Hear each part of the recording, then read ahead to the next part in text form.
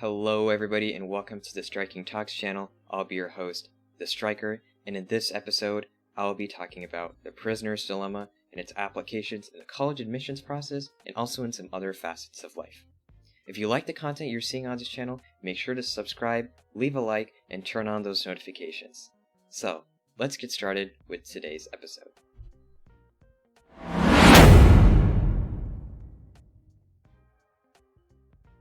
So, prisoner's dilemma. What even is the prisoner's dilemma? So this is one of the most famous game theory situations where you have two players who are faced with a choice and they don't know what choice the other player is going to make. And in this case, we have two prisoners. And the choice that they make and what the other person makes will determine the consequences. So here's a quick rundown of how it goes. So you have two prisoners who were locked up in two separate rooms, and they can choose to either confess to their crimes or not confess to their crimes. Okay? So what happens if both prisoners confess, they both will get stuck in jail for 5 years since there's evidence to convict them.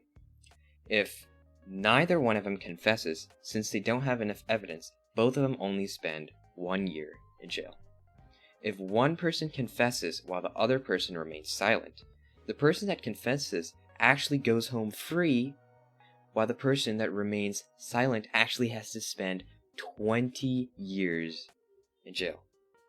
Okay, and vice versa for the other prisoner.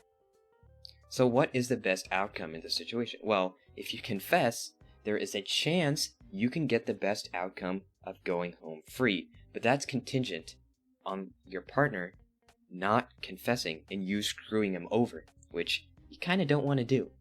Of course, and he's probably thinking the same thing. He's probably going to confess and hope that he goes home free. However, there's a chance that he could screw you over. And remember, you both are not allowed to talk to each other.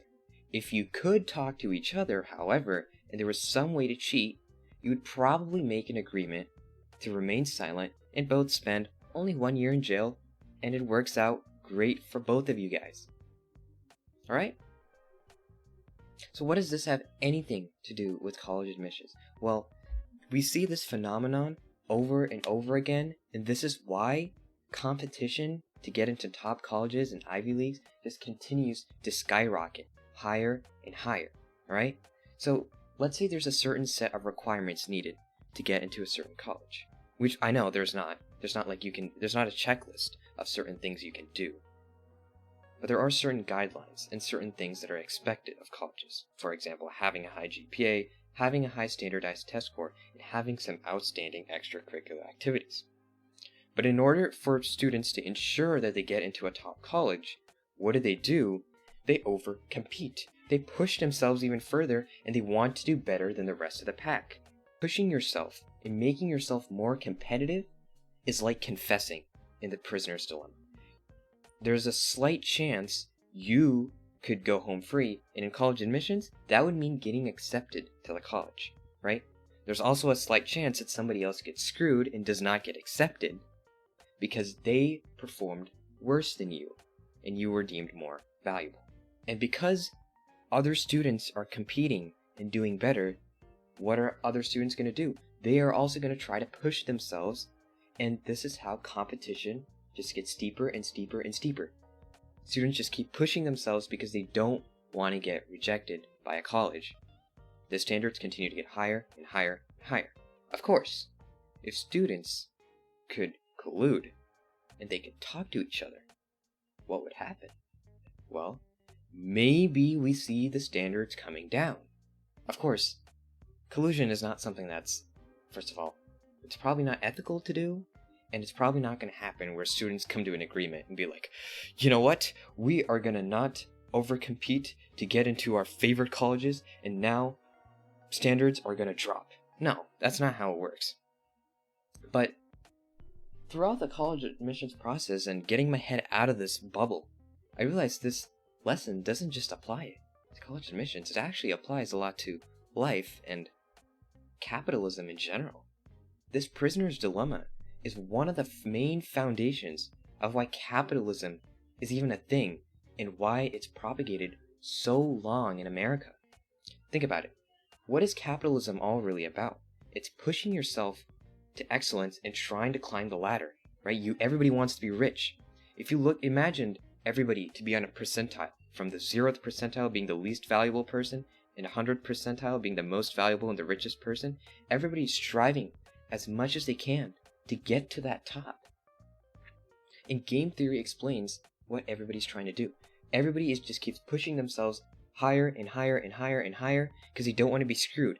If they end up doing less work than their neighbor, in other words, if they don't confess and their neighbor confesses, what happens to them? They get screwed. They make less money, they get outcompeted, and sucks to suck, you're at the bottom of the pyramid in America. But if you perform very well and your neighbors don't catch on, you are going to surpass them and you are going to be enjoying riches. But let's consider the situation in which you actually decide to collude with other people. What is this?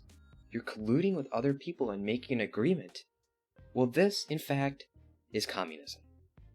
So I'll probably be making another video on this, but what Karl Marx even said in his manifesto about the proletariat forming and overthrowing the government and everything is literally just the collusion stage of Prisoner's Dilemma. People are making an agreement, they're coming together, they don't want to get screwed, they want to collectively lower the punishment that each person has to receive and make sure nobody's getting left behind. And this is the outcome in the end. And this is probably another reason why students colluding would not exactly work, because that goes against competition and a lot of the ideals that are in place to even get into college. You can't really imagine students like forming a union, forming a proletariat, and taking down the bourgeois of college admissions officers, right? Because they just want to get into their college. With the level of high competition and requirements needed to get it to a top college that we're seeing these days, whether it be a joke, whether it be real, I have some interesting predictions as to what might happen in that situation. Thank you guys so much for watching this video. If you enjoyed this content, make sure to subscribe, leave a like, turn on notifications, and make sure to have a great day. Peace out, folks.